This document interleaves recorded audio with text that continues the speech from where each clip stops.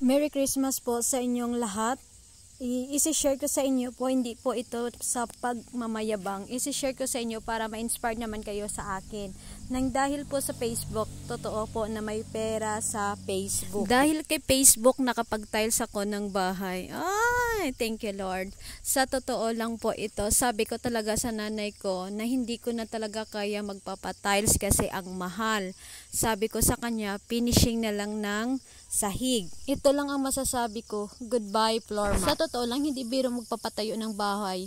Stress ka na, dagan palalo kapag kulang yung budget mo. Sipagan lang sa pagtatrabaho para makamit mo yung pinapangarap mong bahay. Alam ko, isa ka rin sa nangangarap na magkaroon ng sarili mong bahay. Kaya simula ngayon, mag-ipon ka na ng pera para sa susunod na taon, padahan-dahan, maitatayo na yung dream house mo. Sabi ko sa sarili ko, before mag-end yung 2024, dapat naka-tiles na yung bahay. Ito na nga, binigay na sa atin. Kaya natapos yung paggawa ng tiles December 2023. So, sobrang busy ko. At syempre, yung pinakikita ko sa inyo, hindi pa ganun kalinis at hanggang ngayon kasi nga maraming mga alikabok.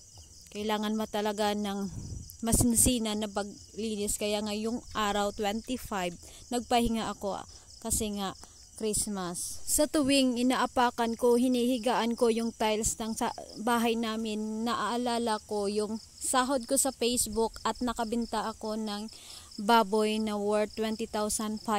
Kaya yun nga, kapag masipag ka talaga at marunong ka mag-ipon ng pera, makikita mo na yung pinapaguran mo.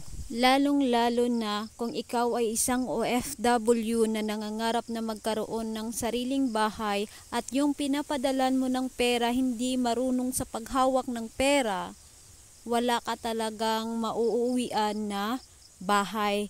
Kaya simula ngayon, hindi mo lahat ipapadala yung pera mo. Magtira ka din sa sarili mo kasi sino yung kawawa sa huli?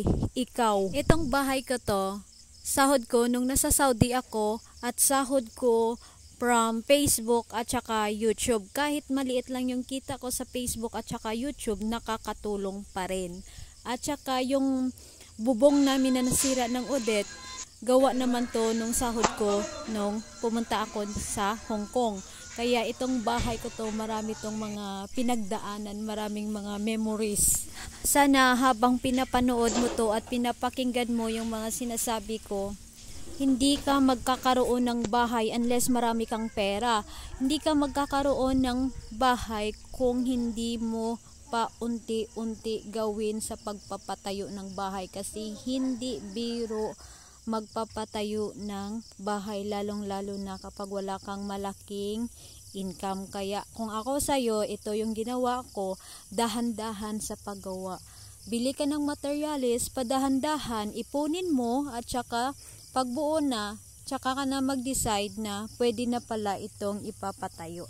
Yun yung ginawa ko sa bahay. Padahan-dahan lang, sa huli makakamit mo din yung mga pinapangarap mo.